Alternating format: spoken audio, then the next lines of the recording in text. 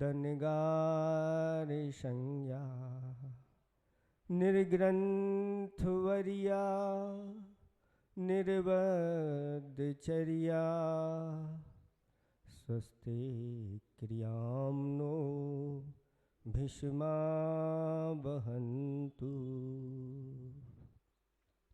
देवादिदेव 1008 कैवल्य कमलापति श्री आदिनाथ भगवान की, देवादिदेव 1008 वर्तमान शासन नायक महावीर भगवान की, परम पूज्य 108 आचार्य प्रवर वादिराज महामुनिराज की, परम पूज्य 108 आचार्य प्रवर गुरुवर श्री विद्यासागर जी महामुनिराज की, 3 कम 9 करोड़ मुनिराजों की।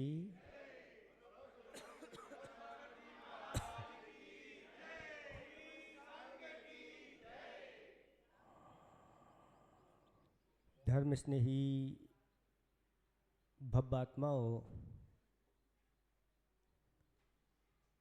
अनेक स्तोत्रों के मध्य में एक ही भाव स्तोत्र का स्थान अपने आप में बहुत महत्वपूर्ण है। जैसे अतिशयकारी स्वयंभू स्तोत्र है, भक्तामर स्तोत्र है, कल्याण मंदिर स्तोत्र है, विशापहार स्तोत्र है, उसी की तरह यह एक ही भाव स्तोत्र भी अपने आप में अतिशय लिए हुए है और महान कर्म की निजरा कराने वाला और महान पुण्य का संचय कराने वाला यह स्तोत्र है। इससे कम लोग परिचित हैं, लेकिन जो परिचित हो जाते हैं फिर इस स्तोत्र को छोड़ना नहीं चाहते और इसके माध्यम से अपने सारे जो कष्ट हैं, विपत्ति है, रोग हैं आदि आदि दूर करने में समर्थ हो जाते हैं। ईसा की 11वीं शताब्दी में आचार्य वादिराज मुनिराज को कुष्ठ रोग हो गया था। पूरे के पूरे शरीर में गलित कुष्ठ हो गया था, लेकिन जब उन्होंने भगवान की भक्ति की तो उनकी काया कंचन जैसी हो गई थी। ऐसी ये महान स्तोत्र है। इसके बारे में हमारा चतुर्मास एक स्थान पर हो रहा था, छपारा नगरी थी। वहाँ की एक महिला आई और उसने कहा, महाराज यहाँ के जो भगवान मूल नायक हैं बहुत ही अतिशयकारी है, और एक बार हमारा पूरा का पूरा पैर जल गया था और ऐसा जला हुआ पैर लेकर के मैं भगवान के द्वार पर आई और भगवान से प्रार्थना की, भगवान मेरे इस दुख को दूर कर दो। आवाज आई, एक ही भाव स्तोत्र का पाठ करो। और उसने उठा करके जैसे ही एक ही भाव स्तोत्र का पाठ किया, पाठ करते करते उसके पाँव में कहीं निशान भी नहीं बचा। ठीक है, ऐसे शांति सागर जी महाराज के पास भी कोई ऐसा व्यक्ति जिसके शरीर में क्रोध हो गया था, उन्होंने कहा था इस एक ही भाव स्तोत्र का अच्छी तरह से श्रद्धा के साथ पाठ करो, नियम से तुम्हारा ये कोढ़ दूर हो जाएगा। और वह उसका कोढ़ दूर हो गया था। ऐसा ये अतिशयकारी यह स्तोत्र है जो अपने आप में अध्यात्म से परिपूर्ण है। आचार्य इसमें यहाँ पर एक श्लोक ऐसा आएगा कि वह कहते हैं कि जो मोक्ष महल है, उस मोक्ष महल पर जो किवाड़ लगे हुए हैं और उसमें सील मोहरबंद ताला लगा हुआ है। उस मोक्ष के द्वार पर लगे हुए ताले को वही खोल सकता है जिसके अंदर ये भक्ति रूपी चाबी विद्यमान है। और आपको बताएंगे इसमें कि भक्ति की महिमा क्या होती है। ऐसा यह स्तोत्र मात्र इसमें 25 छंद हैं।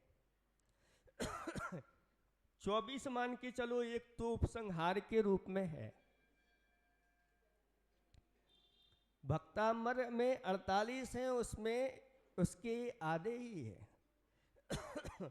और इसमें स्तुति किसकी की गई है? तो कहते हैं कोई कोई कि वादिराज महाराज ने आदिनाथ भगवान की स्तुति की थी। लेकिन जब इस एक ही भाव स्तोत्र को आप पढ़ोगे तो यहाँ पर किसी भगवान का इसमें नाम नहीं आया है। और ये ऐसी स्तुति है कि किसी भी भगवान के सामने बैठ कर के आप करोगे वही फल मिलेगा। आपको ये नहीं ढूंढना कि आदिनाथ भगवान कहाँ है, पारसनाथ भगवान कहाँ है या महावीर भगवान कहाँ है। आपको तो जो भगवान जिस वेदिका के मूल्यायक विराजमान हो उनके सामने बैठ कर के करना वही फल मिलता है। और तो और ये जैसे कहते हैं ना, एक वंदना होती है और एक स्तुति होती है, स्तव होता है। वंदना का स्वरूप बताया गया कि एक भगवान के गुणानुवाद करने का नाम वंदना है, और 24 भगवान का गुणानुवाद करना ये स्तव कहलाता, स्तवन कहलाता। अब देखें, ये एक ही भाव स्तोत्र ऐसा स्तोत्र है कि चाहें तो हम एक ही भगवान के लिए ये 24 छंद पढ़ सकते हैं और अंत में जाके उपसंहार कर सकते हैं। और चाहें तो एक एक यह पद छंद एक एक भगवान के लिए एक एक छंद पढ़ते चले जाओ तो 24 भगवान की स्तुति भी इसी में हो जाएगी। ऐसा यह स्तोत्र है। और ये स्तोत्र एक ही भाव स्तोत्र इसका नाम है क्योंकि यह एक ही भाव से प्रारंभ हो रहा है। और इसका छंद जो है वह मंदाक्रांता छंद है। कौन सा छंद है? जैसे भक्तामर स्तोत्र का छंद वसंत तिलका है, ऐसे ही इसका नाम मंदाक्रांता है। मंदाक्रांता का लक्षण क्या है? तो 4 अक्षरों पर यति होती है। फिर इसके बाद जाते हैं तो 6 अक्षरों पर यति होती है। 4, 7, 4, 6 और 7, यानी एक पंक्ति में 3 जगह यति है। 4 अक्षर जहां पूरे हो जाएं वहां थोड़ा सा रुकना। एक पुस्तक सबके बीच में दे दो, अभी कई छंद कल से व्यवस्थित आप लोगों को हो जाएगी, उपस्थित हो जाएगी। आज तो भूमिका के रूप में आप लोगों को समझना है। तो 4 अक्षर जैसे पढ़े फिर रुके, फिर थोड़ा सा 6 अक्षर पढ़े फिर रुके, फिर 7 अक्षर पर एक पंक्ति पूरी होगी। 4, 6, 7। और धक्का लगाते जैसे पढ़ते हैं ना, एक दूसरे को धक्का लगाते चले जाते हैं, इसको ऐसे ही पढ़ा जाता है। अब देखें, पढ़ करके एक उच्चारण कराते हैं फिर पढ़ना बताएंगे आप।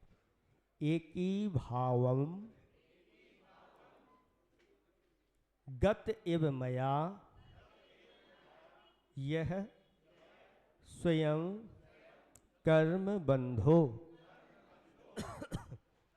अब देखो इसको पढ़ना कैसे। एकी भावं गतेव मया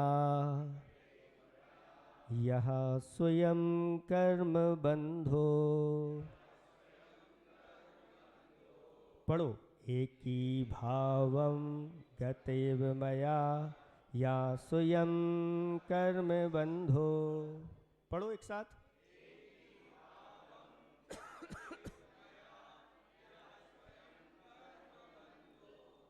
घोरम दुखम भव भवगतो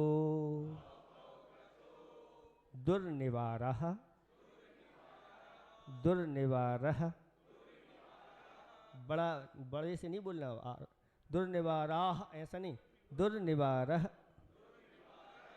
करोति घोरम दुखम भव भवगतो दुर्निवारः करोति। हाँ, फिर से पढ़ो दूसरी लाइन।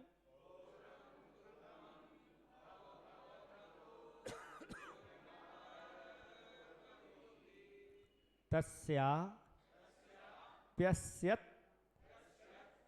हाँ, क्या होता है, जो छंद होते हैं, छंद में कहीं अगर संयुक्त अक्षर हो, संयुक्त अक्षर यानी एक अक्षर में दूसरा अक्षर मिला हुआ हो, वो संयुक्त अक्षर कहलाता है। और संयुक्त अक्षर जब आ जाता है सामने और पीछे एक कोई ह्रस्व अक्षर है, तो वह उस सामने वाले अक्षर से टकरा जाता है, यानी स्वराघात होता है। अंतिम में जो स्वर रहता है वो जा करके व्यंजन अक्षर से टकरा जाता है, उसको बोलते हैं स्वराघात। ये छंद पढ़ने की विधि है। तो देखें जैसे तस्याप्यस्यत,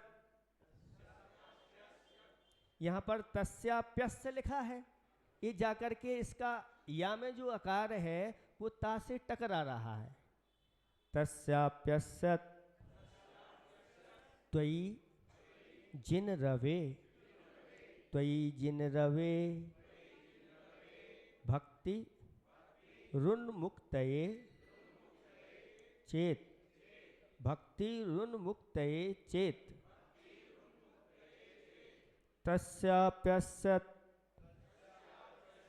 त्वयि जिन रवे भक्ति ऋन्मुक्तये चेत, भक्ति ऋन्मुक्तये चेत।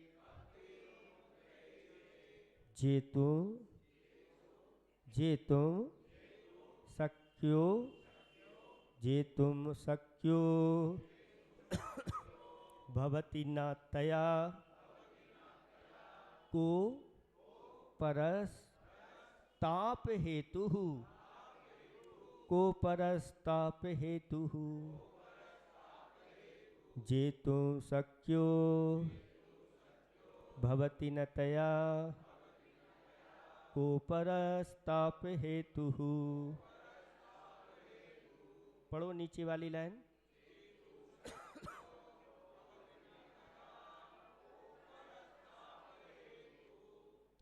अब एक एक लाइन हम पढ़ेंगे, एक एक लाइन आप पढ़ेंगे। एकी भावं गतेव मया या स्वयं कर्म बंधो,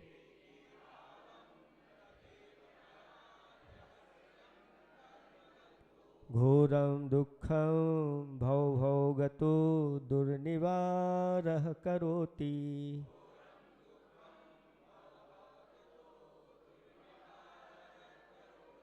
तस्याप्यस्य त्वयि जिन रवे भक्तिरुन्मुक्तये चेत।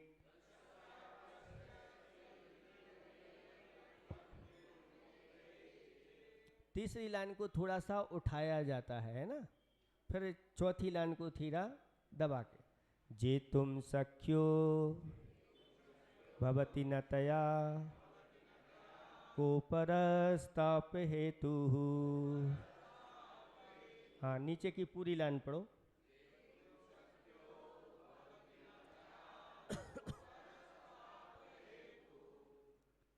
ये पढ़ते बन गया, बन रहा है, आ रहा है, कठिन तो नहीं ज़्यादा बैठ रहा है। पहली बार है ना, पहली बार कोई चीज़ पढ़ते हैं थोड़ी सी कठिनाई जाती है, लेकिन वही चीज़ बार बार जब पढ़ने लगते हैं ना तो फिर पुस्तक की भी ज़रूरत नहीं होती। वह आँख अगर आप अपनी गली में प्रतिदिन आने जाना करते हैं और अगर आप आंख बंद करके भी जाओ तो भी आप अपने घर तक पहुंच जाओगे। ये सब अभ्यास के माध्यम से हो जाता है। एक बार हम पूरा का पूरा पढ़ेंगे, आप लोग ध्यान से सुनेंगे। एकी भावं गतेव मया या स्वयं कर्म बंधो घोरम दुखम भव भव गतो दुर्निवारः करोति तस्याप्यस्य त्वयि जिन रवे भक्तिरुन्मुक्तये चेत् चेतुं शक्यो भवति न तया को परस्ताप हेतुः। अब पढ़ो एक साथ।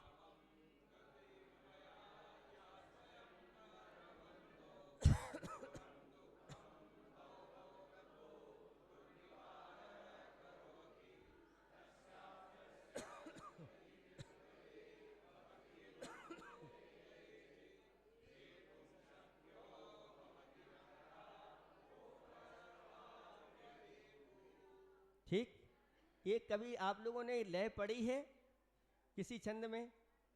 आप लोग प्रतिदिन पढ़ते हैं एक छंद, वो इसी लय में है। शास्त्रों का हो पठन सुखदा लाभ सत्संगति का, सद्गुरुतों का सुयस कह के दोस्त ढांकूं सभी का, बोलूं प्यारे बचन हित के आपका रूप ध्याऊं,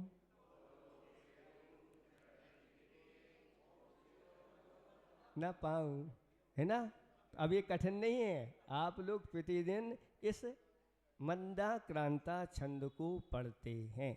वो हिंदी में है और ये संस्कृत में है। अब देखें, अर्थ बताएं अब इसका। देखें, बहुत अच्छा अर्थ है। एकी भावम, एकी भावम का अर्थ होता है कि एक मेक पने को, एक मेक पने यानी तन्मयता को। जैसे दूध में पानी कैसा है, एक मेक पना है उसका। स्वर्ण पाषाण में स्वर्ण एक मेक पना है। तिल में तेल एक मेक पना है। और जैसे लकड़ी में अग्नि रहती है, वह एक मेक होकर के रहती है। ऐसे ही एक मेक पने को यहाँ पर कुछ बताने जा रहे हैं कि एक मेक पना किनके साथ किसका है। बोल लेना। गत इव, गत इव यानी प्राप्त हुए की तरह, यानी प्राप्त हुए के समान, यानी तन्मयता को प्राप्त हुए के समान, या एक मेक पने को प्राप्त हुए के समान। समझ रहे हैं आप लोग? अब वो क्या है? मया, मया यानी मेरी आत्मा के साथ। अपनी अपनी आत्मा लगा लेना सब लोग, अपनी अपनी आत्मा के साथ। मया सह, मेरी आत्मा के साथ एक मेक पने को प्राप्त हुए के समान। यह पने जो स्वयं कर्म बंधो, जो कर्म बंधा यानी कर्म का बंधन है। कैसा है? वह स्वयं शब्द आया है, यानी स्वयमेव यह कर्म बंधन को प्राप्त है। यहाँ बहुत अच्छी बात बताई जा रही है कि आत्मा के साथ अनादिकाल से कर्मों का जो संबंध है वह एक मेक पने को प्राप्त है। कब से है? उसका कोई आदि है? उसका कोई आदि नहीं है। कैसा है? एक मेक पना यानी दूध और पानी या दूध और घी जैसे दूध में घी मिला रहता है एक मेक पने को, ऐसे ही हमारी आत्मा और एक कर्मों का बंधन एक मेक पने को प्राप्त है। आचार्य श्री बहुत अच्छा एक उदाहरण देते हैं कि एक सामने एक पदार्थ रख दिया, वो कुमकुम जैसा उसका कलर है, जिसने आज तक उसको देखा नहीं और ये पदार्थ रख दिया, उनसे पूछा कि ये क्या है, तो कभी देखा नहीं तो बता नहीं पाएंगे, जो है सो है। लेकिन वहां पर दो चीजें एक में एक हो गई।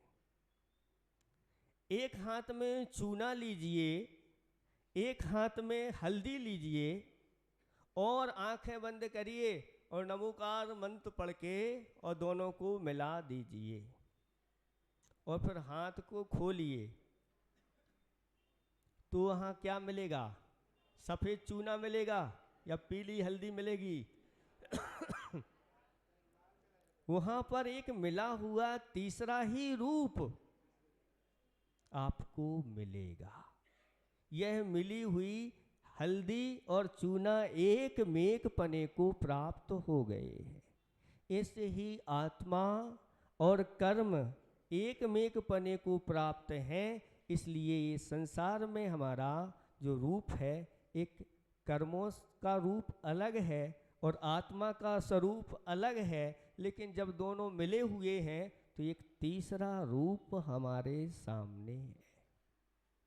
इसको जो समझ लेता है वह उसकी दृढ़ श्रद्धा आत्मा के ऊपर भी और कर्म के ऊपर भी दृढ़ श्रद्धा उसकी बढ़ती चली जाती है कि हम अनादिकाल से कर्मों के बंधन से बंधे हुए हैं। जब बंधे हुए हैं तो छूटने का भी कोई उपाय होगा। जैसे दूध में घी अनादिकाल से मिला हुआ है, तो उसमें से दूध में से घी अलग होने का भी कोई उपाय होगा। ऐसा उपाय यहाँ आचार्य भगवंत आप लोगों को बताने जा रहे हैं। यह कर्मों का बंधन ऐसा नहीं कि जीव पहले अलग स्वतंत्र हो और कर्म स्वतंत्र हो और जीव ने कोई ऐसा अपराध कर दिया हो और वह कर्मों से बंधन को प्राप्त हो गया हो। ऐसा नहीं है। अगर ऐसा हो जाए तो फिर आदि आ जाएगा, अनादि नहीं कहलाएगा। क्या हो जाएगा? आदि आ जाएगा। और फिर अगर प्रश्न उठेगा कि जीव जब बिल्कुल शुद्ध था तो फिर संसार में यहाँ क्यों था? अगर शुद्ध था तो सिद्धालय में होता। वो जो शुद्ध हो गया है तो सिद्धालय से पुनः वापस, ऐसा नहीं कि वहाँ से वापस आया हो और यहाँ संसार में आके फिर संसारी बन गया हो, ऐसा नहीं है। इसको अच्छी तरह से समझना है और समझते हुए भगवान की भक्ति यहाँ पर करते हुए आचार्य भगवंत कहते हैं कि एक मेक पने को प्राप्त हुए मेरी आत्मा के साथ। आत्मा का स्वरूप क्या है? देखना और जानना आत्मा का स्वरूप है। लेकिन जब कर्मों के बंधन से युक्त आत्मा होती है तो सिर्फ देखती जानती नहीं, देखने और जानने के साथ साथ इसमें वह अच्छा बुरा राग देश की कल्पना करने लग जाती और फिर वह कर्मबंध की प्रक्रिया निरंतर चलती रहती है। एक हाइको है, अध्यात्म है। अगर इस राग देश से बचना चाहते हो तो उस हाइको को अपने जीवन में उतार लेना। विकल्प छोड़ो, विकल्प छोड़ो, देखो, जानो, जाने दो। विकल्प छोड़ो, देखो, जानो, जाने दो, सुखी रहोगे। ये अपने आप में 17 अक्षर में समय सार को घोंट करके और उसमें से ये सार निकाल करके आप लोगों को दे दिया। संकल्प विकल्प में जब तक यह संसारी प्राणी डूबा रहता है तब तक वह संसार से पार नहीं हो सकता। इसलिए आचार्य भगवान कहते हैं कि विकल्प छोड़ो, देखो, जानो। देखना और जानना इस आत्मा का स्वभाव है। और देखने जानने के बाद जाने दो, उसको पकड़ो मत। और जैसे ही हमने पकड़ा अच्छा, तो वह आपको भी पकड़ लेगा, बुरा तो वह आपको भी पकड़ लेगा, वहीं के वहीं। और देखा जाना और जाने दो, कोई लेना देना नहीं, ना उससे राग ना उससे देश। ऐसे व्यक्ति सुखी रहते हैं। और अगर ये क्रिया नहीं हो पाती तो दुख की परंपरा निरंतर बढ़ती चली जाती है। इसलिए आचार्य भगवंत यहाँ कह रहे स्वयं कर्म बंधु, ये अनादिकाल से यह कर्म बंध पड़ा हुआ है। वो क्या करता है, देखो भगवान के सामने ये भक्ति की जा रही है। एक बार ऐसी भक्ति भगवान के सामने करोगे तो पहले ही छंद में आपको, अगर आपकी योग्यता है तो आपको सम्यक दर्शन प्राप्त हुए बिना रहेगा नहीं। घोंट घोंट करके ऐसी भक्ति की गई है, बड़े चैलेंज के साथ अगर किसी ने भक्ति की है तो वो है वादिराज महाराज। ये की भाव घोरम दुखम, घोरम दुखम यानी घोर दुख को, घोर जानते हैं आप लोग, भयानक भयानक ऐसे दुख माने दुख को भव भव गतो भव भव में साथ जाता हुआ, दुर्निवारा, दुर्निवारा का अर्थ होता है जिसको दूर करना बहुत कठिन है, या जो बड़ी कठिनाई से दूर किया जाने योग्य है वह दुर्निवार है। यानी जो कर्मों का बंधन है यह दुर्निवार है, बड़ी कठिनाई से दूर किया जाता है। ऐसे नहीं कि सहज में ही हम कर्मों के बंधन को दूर कर देंगे। यहाँ आचार्य भगवान कहते हैं ये कर्मों का बंधन बड़ी कठिनाई से दूर करने वाला है, लेकिन यह कर्मों का बंधन भयानक दुख को भव भव गतो यानी प्रत्येक भव में साथ जाता हुआ वह घोरम दुखम करोति, घोर दुख को करता है। दुख तो जानते हैं किसे कहते हैं, दुख किसे कहते हैं, पीड़ा, आपदा, कष्ट आदि आदि जो है ये दुख कहलाते हैं। जो आत्मा को पीड़ित करते हैं वह दुख कहलाते। अनेक प्रकार के दुख बताए गए हैं। एक दुख आगंतुक दुख होता है। आगंतुक दुख कैसा होता है, अचानक ही आता है। जैसे जा रहे थे अचानक एक्सीडेंट हो गया, जा रहे थे अचानक ऊपर से वज्रघात हो गया, बिजली गिर गई, ये हो गया। अचानक जा रहे थे और कोई डाली ऊपर से गिर गई। ये जो अचानक कहलाते इनको आगंतुक दुख कहा है। दूसरे नंबर का दुख होता है मानसिक दुख। मानसिक दुख वो कहलाता है जब हमारे मन की नहीं होती तो मन में पीड़ा उत्पन्न होती है, या किसी के गुणों को देख करके जब हमें सहन नहीं होता तो मन में पीड़ा होती है। जब कहीं हमारा कोई अपवाद हो जाए तो मन में पीड़ा होती है। ऐसी कुछ चीजें हैं जो हमारे लिए मन को पीड़ित करती रहती हैं। क्रोध, मान, माया, लोभ आदि ये बार बार पीड़ित, ये मानसिक दुख कहलाते हैं। तो आपके पास मानसिक दुख है कि नहीं? और कभी कभार आगंतुक दुख का भी कोई भरोसा नहीं है। तीसरे दुख होते हैं शारीरिक दुख। इस शरीर में अनेक प्रकार की व्याधियां उत्पन्न होती है। एक अंगुल में 96 रोग बताए गए, या एक अंगुल के असंख्यातवें भाग में ऐसा भी हो सकता है। 96 रोग, और पूरे के पूरे शरीर में रोगों की संख्या बताई है 5,68,99,584। याद कर लो, मोबाइल नंबर तो बहुत याद रहते हैं आप लोगों के लिए। 5,68,99,584 शास्त्रों में वर्णन किया गया है। सुनो अच्छी तरह से, शास्त्रों में वर्णन किया गया है कि सप्तम नरक के नारकी के शरीर में ये सब रोग होते हैं। अब विचार कर सकते हैं कि वहाँ का नारकी किस प्रकार की वेदनाओं से युक्त रहता है। अपन के लिए एक रोग हो जाता है तो तुरंत उसके प्रतिकार में यहाँ से लेकर के बम्बई तक पहुँच जाते हैं, और बम्बई से फिर विदेश के लिए भी यात्रा फौरन रवाना आपको होना पड़ता है एक रोग के लिए।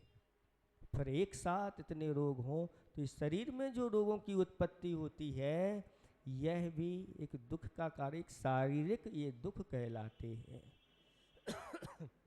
नैमित्तिक दुख भी होते हैं।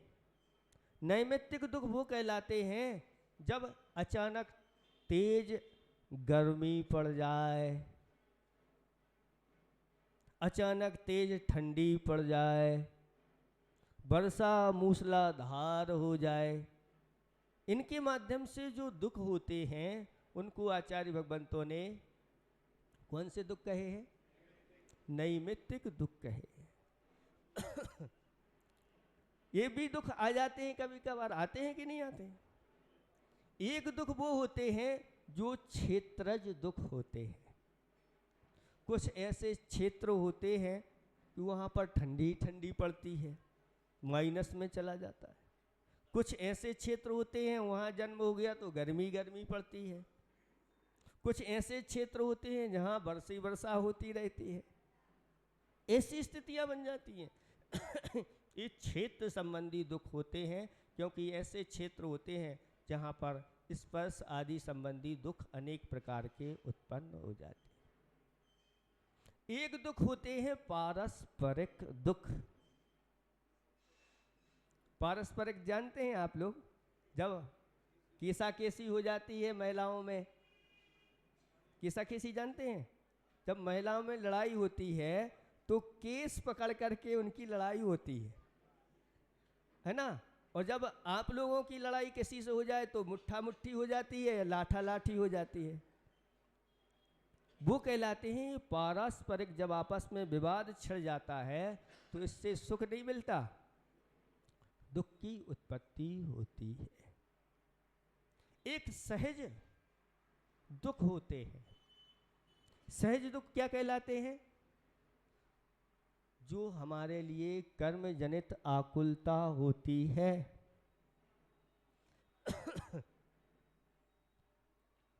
उसको आचार्य भगवंतों ने सहज दुख कहे। सहज कर्म कित इस प्रकार से होते रहते। भूख लगती रहती है, या भूख की या सुख की आकुलता होती है, एक दुख की आकुलता होती है। दुख में भी आकुल व्याकुल प्राणी हो जाता है, कूलने लग जाता है, और सुख में भी क्या होता है?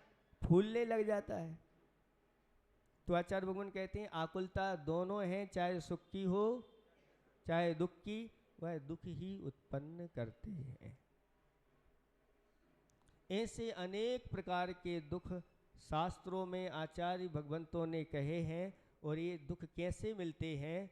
तो कहते हैं भव भव गतो। एक कर्मों का बंधन भव भव में हमारे साथ जाता है। विशापहार स्तोत्र में कहा कि भगवान, यह कर्मों की स्थिति जीव को और जीव कर्मों को एक दूसरे को यह एक दूसरे स्थान पर ले जाते हैं, और जहाँ ले जाते हैं वहाँ पर फिर अनेक प्रकार के जो दुख बताए हैं ये उनके माध्यम से उत्पन्न कराते हैं। आप कर्म को ले जाते हैं कि कर्म आपको ले जाता है? कर्म आपको ले जाता है कि आप कर्म को ले जाते हैं? हैं? हाँ, ये तो बिल्कुल सीधे हैं महाराज, इन कर्मों को सुधारिए आप। ये कर्म जो हमारे पीछे पड़े हुए हैं और हमारे लिए अनेक प्रकार की गतियों में ले जाते हैं, हम तो बिल्कुल भोले भाले हैं, भोले भी हैं और भाले भी हैं, इसलिए तो गड़बड़ हो जाता है। आप गाड़ी लेकर के आते हैं कि गाड़ी आपको लेकर के आती है? हैं? एक तरफा नहीं चलता न्याय, ये नाव नाविक के समान यह न्याय चलता है। नाव जैसे नाविक को पार ले जाती है, उसी प्रकार नाविक नाव को पार ले जाता है। ये दोनों का संबंध है, इनका नेतृत्व भाव है। उसी प्रकार से कर्मों का और जीव का, दोनों का नेतृत्व संबंध चलता है। जीव कर्म को साथ में ले जाता है और कर्म जीव को साथ में लेकर के जाता है। और जब जाता है तो भव भव में अनेक प्रकार के दुखों को करने वाला होता है। यह कर्म बंध। पंच परावर्तन तो आप लोगों ने सुने हुए होंगे। ये पंच परावर्तन किसके होते हैं? तो कहते हैं संसार में अनंत अनंत जीव भरे पड़े हुए हैं।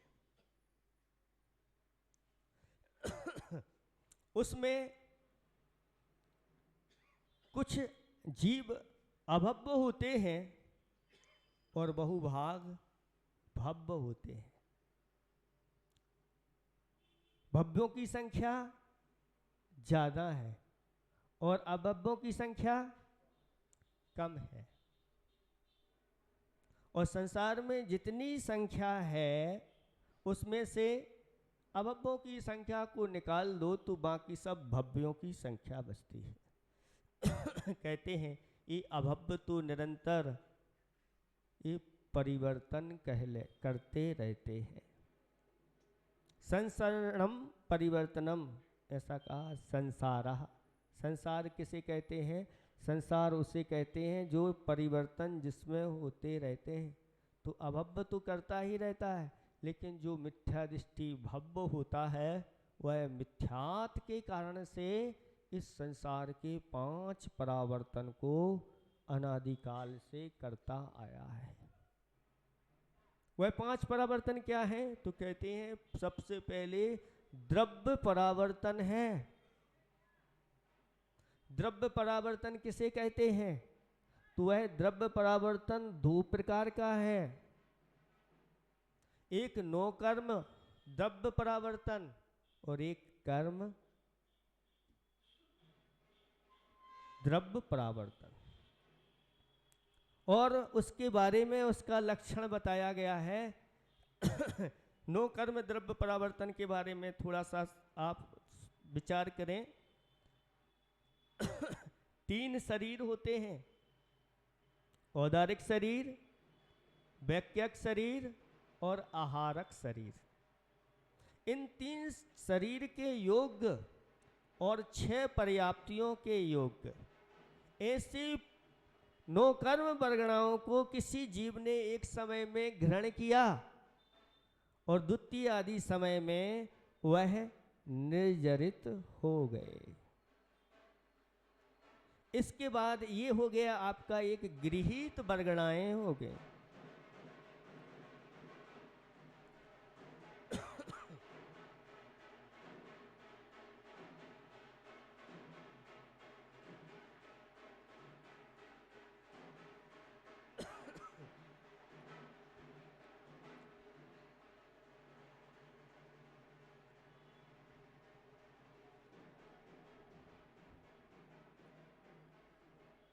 अब ऐसा व्यक्ति उसने द्वारा अब ऐसी आगृहीत वर्गणाओं को, आगृहीत वर्गणाएं वो कहलाती हैं जिनको अभी तक उसने ग्रहण नहीं किया था, ऐसे अनंतों बार, अनंत बार उन अगृहीत वर्गणाओं को ग्रहण करता है।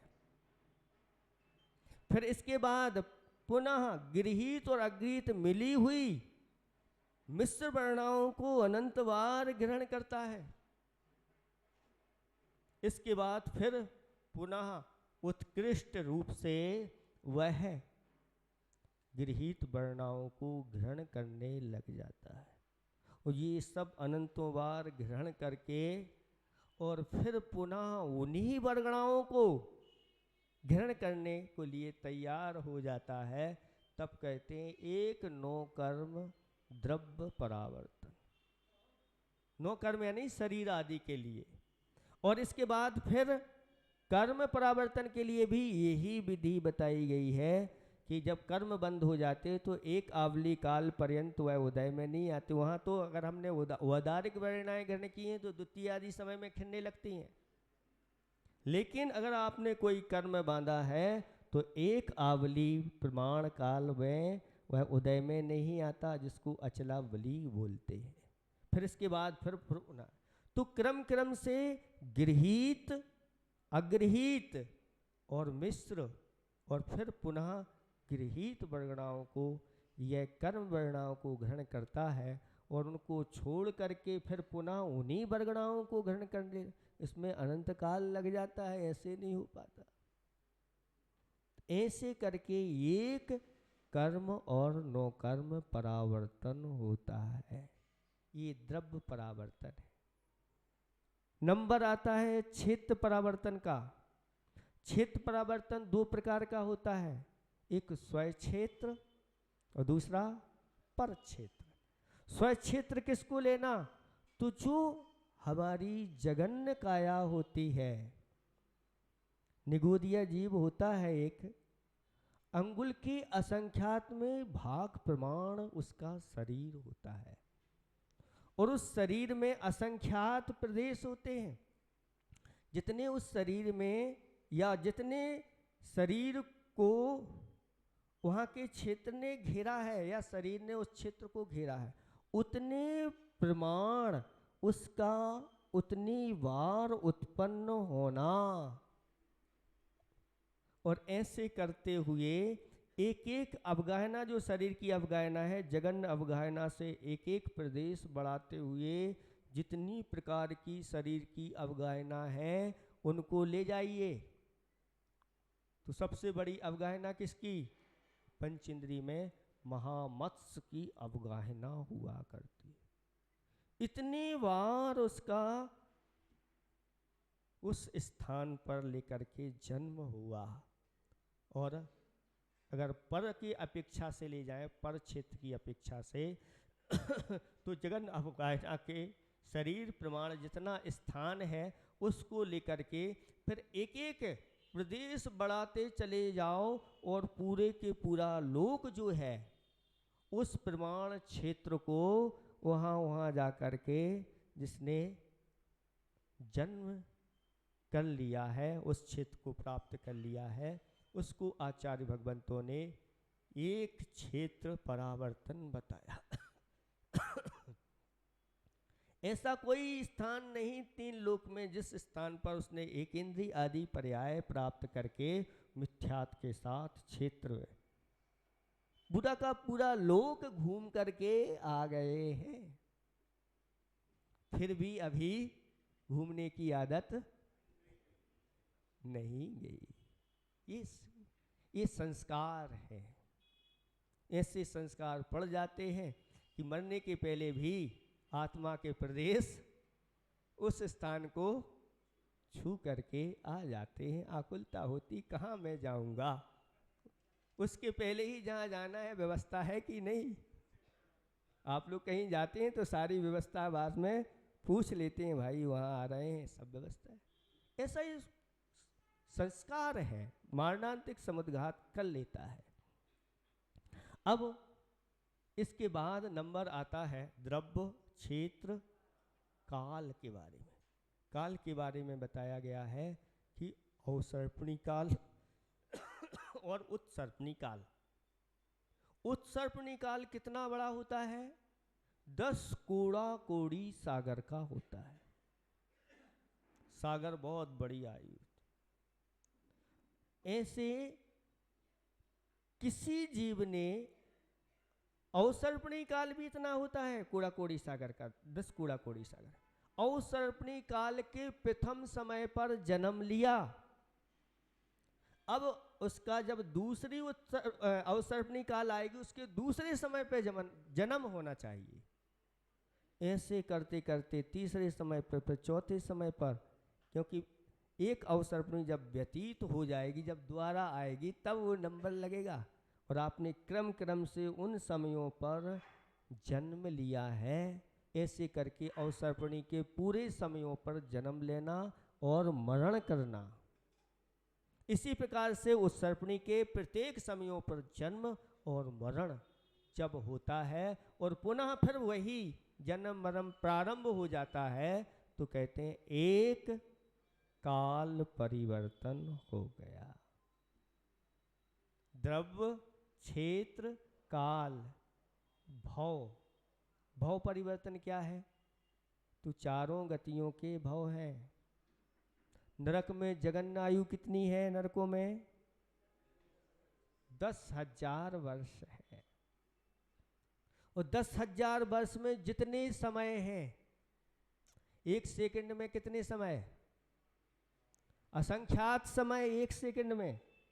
10,000 वर्षों में कितने समय होंगे? जितने समय हैं उतनी बार उस आयु को लेकर के जन्म होना चाहिए। फिर एक एक समय बढ़ाते चले जाओ और उत्कृष्ट आयु नरकों में कितनी है? 33 सागर तक प्रत्येक आयु को प्राप्त कर लो। ऐसे ही मनुष्योत्तरियंचों में जगन अंतर्मुहूर्त और उत्कृष्ट 3 पल की आयु, जगन अंतर्मुहूर्त से लेकर के और उत्कृष्ट 3 पल तक की सभी आयुओं को प्राप्त करो। फिर ऊपर स्वर्गों में जाना है तो देवगति में जगन आयु 10,000 वर्ष से लेकर के कितनी? 33 सागर नहीं लेना, 31 सागर तक, 9वें ग्रेविक तक लेना, क्योंकि मिथ्यात्व के साथ परिभ्रमण यही तक होता है। इन सब आयुओं को प्राप्त करने के बाद फिर पुनः वही आयु प्राप्त हो जाए, उसको आचार्य भगवंतों ने एक भाव परिवर्तन कहा है। अब भाव परिवर्तन क्या है? तो आचार्य भगवान कहते हैं योग स्थान होते हैं और अनुभाग बंद अध्यवसाय स्थान होते हैं, कसाय बंद स्थान होते हैं और स्थिति अध्यवसाय स्थान होते हैं। ये चारों स्थानगत ये क्रम क्रम से असंख्यात असंख्यात होते चले जाते हैं, तब एक एक वह आगे आगे का स्थान आता है। यहाँ तक कि लोक प्रमाण तक भी कहा गया है। ऐसे इन योग और अनुभाग, कसाय और स्थिति स्थानों को इस जीव ने जब बार बार करके और पुनः फिर उन्हीं उन्हीं को ग्रहण करने लगता है, तब ये एक भाव परिवर्तन होता है। ऐसे 5 परावर्तन को एक बार नहीं, अनंत बार इन भव परिवर्तनों को, भव आदि परिवर्तनों को इस जीव ने किया है। किसके कारण से? कर्मों के बंधन के कारण से। यहीं पर आचार्य भगवंत बार बार कह रहे हैं कि मेरी आत्मा के साथ अपने आप तन्मयता को प्राप्त हुए की तरह बड़ी कठिनाई से दूर करने योग जो कर्मों का बंधन है, हे भगवान, प्रत्येक पर्याय में मेरे साथ जाता हुआ भयानक दुख को करता है।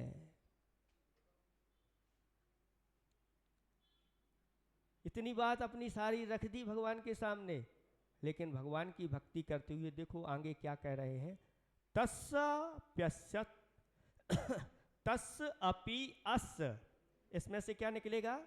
तस् अपि अस्, यानी उस कर्म बंधन को, और अस् माने इस दुख को, उस कर्म के बंधन को और इस दुख को, त्वयि यानी आपके विषय में, जिन रवे यहाँ भगवान को संबोधन करते हुए कह रहे हैं आचार्य भगवान, जिन रवे यानी हे जिन सूर्य, भगवान के लिए क्या उपमा दी गई, क्या संबोधन किया, हे जिन सूर। भगवान कौन है, जिन सूर हैं, यानी जिनेंद्र भगवानों में जितने भी हैं उनमें भी सूर्य की तरह अलेख एक अद्वितीय है।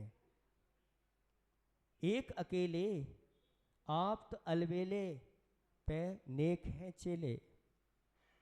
एक अकेले आप तो अलबेले पे नेक हैं चेले।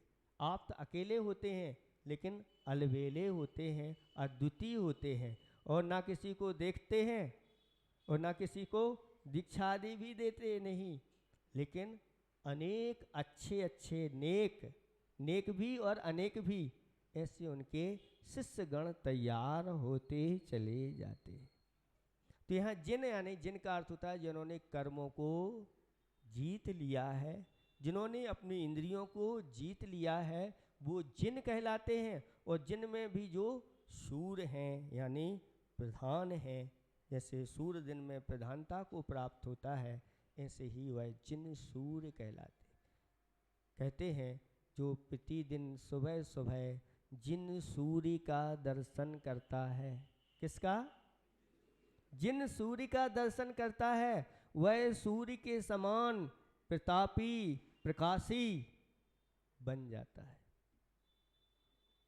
वह जो जिन सूर्य का दर्शन करता है उसके अज्ञान और मोह और मिथ्यात्व रूपी अंधकार उसका नष्ट हो जाता है।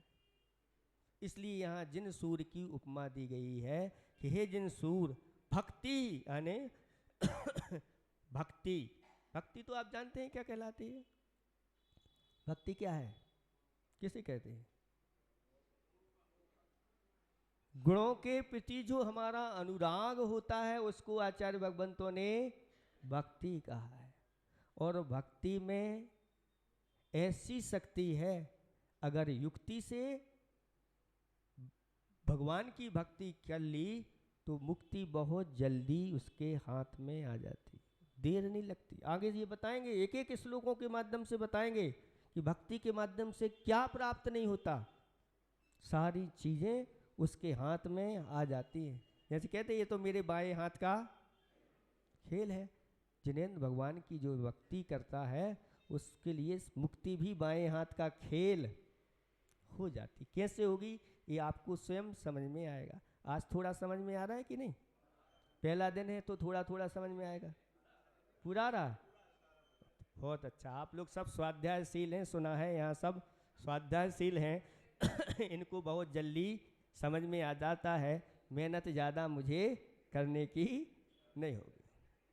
अब देखें यहाँ पर कह रहा भक्ति उन्मुक्त चेत। उन्मुक्त का अर्थ होता है छुड़ाने के लिए या दूर करने के लिए। भक्ति चेत माने यदि, यदि अब देखें त्वयि यानी आप, हे जिन सूर, त्वयि यानी आपके विषय में होने वाली भक्ति यानी अनुराग विशेष। चेत यदि तस्य अपि अस्य उन्मुक्त, उस कर्म बंधन को और उस कर्म बंधन से प्राप्त हुए दुख को उन्मुक्त यानी छुड़ाने के लिए समर्थ है। जे तुम शक्यो शक्या माने समर्थ है। जिनेंद्र भगवान की भक्ति यह संसार के परिवर्तन को छुड़ाने में समर्थ है। उस परिवर्तन से उत्पन्न हुए जो दुख हैं उनको छुड़ाने में समर्थ है। यहाँ पर आचार्य भगवान बड़ी आस्था के साथ कह रहे हैं, भगवान आपके प्रति की गई भक्ति हमारे संसार रूपी बंधन को छुड़ाने में या कर्म रूपी बंधन को छुड़ाने में समर्थ है, और उस कर्म बंधन से उत्पन्न हुआ जो दुख है उसको भी छुड़ाने में समर्थ है। तो चेतुम शक्यो भवति न तया को परस्ताप हेतु यहाँ पर कहा जा रहा है जे तुम शक्या यानी जीता, ना शब्द भी लेना, जे तुम ना शक्या जीता नहीं जा सकता। भवती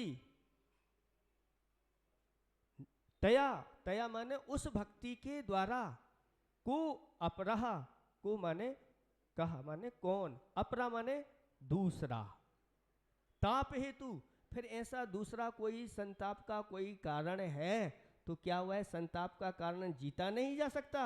अर्थात अवश्य जीता जा सकता है। जब भगवान आपकी भक्ति उस कर्म बंधन को और उस कर्म बंधन से उत्पन्न हुए उस दुख को छुड़ाने में समर्थ है, फिर संसार का कोई छोटा मोटा दूसरा दुख है उसको छुड़ाने में क्या आपकी भक्ति समर्थ नहीं होगी? अवश्य ही होगी। ऐसी भक्ति के साथ जब भगवान के सामने बैठ जाते हैं तो भीतर बैठे हुए कर्म दुम दबा करके भाग जाते हैं। लेकिन ऐसा विश्वास होना चाहिए भक्ति के ऊपर। कहते हैं शक की कोई दवा नहीं और विश्वास से बढ़कर कोई चीज नहीं। विश्वासम परमम मंत्रम, सर्वश्रेष्ठ मंत्र विश्वास है, सम्यक दर्शन है, आस्था है, श्रद्धा है। और ऐसी श्रद्धा के साथ आपके द्वारा की गई भक्ति वह सभी प्रकार के संताप को दूर करने वाली होती है। समय आपका हो गया है, आज इसको इतना ही रखो। कल आपके पास पुस्तक होगी तो फिर हम इसको दोबारा समझा दे देंगे। ऐसे एक एक लेकर के इनके श्लोक आने वाले हैं, उनमें गूढ़ अर्थ भरा हुआ है। आपको कैसी भक्ति करना है, ये यहाँ पर भक्ति करने का स्वरूप आपको बताया जाएगा। आज इसको इतना ही रखें।